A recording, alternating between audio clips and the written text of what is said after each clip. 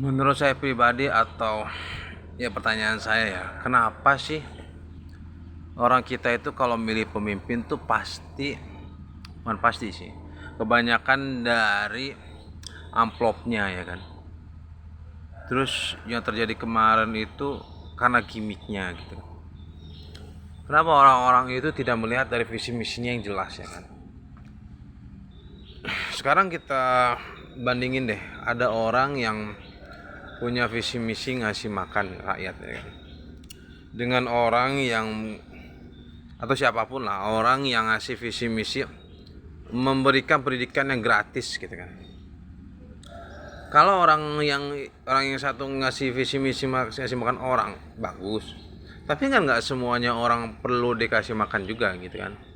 Karena kalau untuk makan aja ya pasti semua orang juga bekerja gitu kan.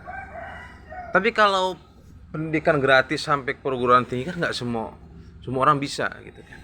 Apalagi dengan pendidikan kita yang rata-rata masih di bawah sampai sekarang gitu.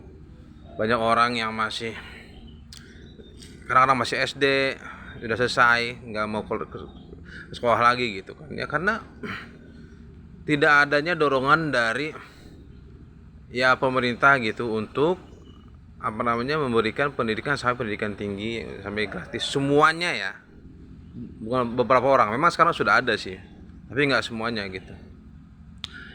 Jadi kalau seseorang itu melihat visi misinya itu contoh memberi makan, memberi bantuan. Kita sekarang kan rakyat kita kan 288 juta ya kan. Kalau dilihat dari orang, maka itu seolah-olah akan menjadi beban ya kan. Dia akan memakan anggaran yang sangat besar ya kan. Tapi kalau orang itu mengajukan pendidikan gratis, berarti dia itu melihat orang-orang itu bukan sebagai manusia biasa gitu. Yang 288 juta itu dia lihat itu sebagai pemikiran, sekumpulan pemikiran-pemikiran atau otak-otak yang perlu diasah. Bayangin ya, kalau orang-orang itu diasah atau otak-otak yang 288 juta itu dikasih pendidikan yang gratis, yang bagus, jangan sampai dia perguruan tinggi, berapa banyak orang yang akan jadi profesor, ya kan? Penemu-penemu, ya kan? Terus mungkin engineer, ya kan? IT.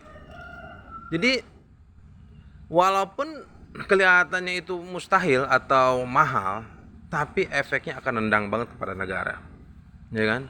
Mereka menjadi penyumbang kemajuan bangsa, ya kan?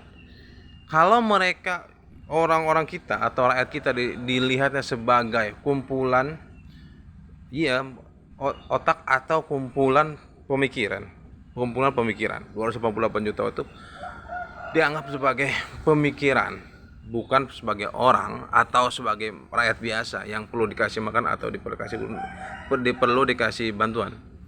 Ya kalau menurut saya pribadi ya, kalau bantuan itu memang sudah tugasnya pemerintah, ya kan? Ya kan, rakyat miskin dan rakyat terlantar, ya kan? Rakyat miskin dan terlantar intinya mah dipelihara oleh negara, ya kan? Dipelihara artinya itu dirangkul, dikasih, ya kan, dikasih bantuan dan lain-lain. Itu sudah tugas negara. Yang kita belum lihat itu sekarang pendidikan. Di tempat saya saja banyak yang putus sekolah kadang-kadang cuman SD, ya kan? Itu sangat disayangkan sih. Jadi mereka itu cuman mengandalkan tenaga mereka yang suatu hari tenaganya akan habis, ya kan? Akan lelah karena usia, ya kan? Tapi kalau dengan otak, orang itu akan terus berkarya, ya kan? Entah itu dia menjadi seorang ya ilmuwan, IT,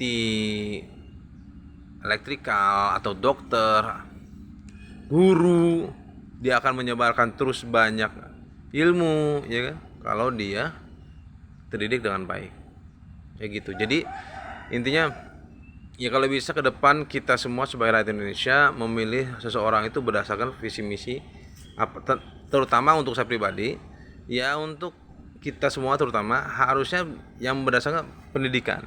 memajukan pendidikan kita, ya. Jangan karena gimmick, jangan karena dia mengiming-imingi ya bantuan-bantuan yang kadang cuma omong kosong, ya kan, ya.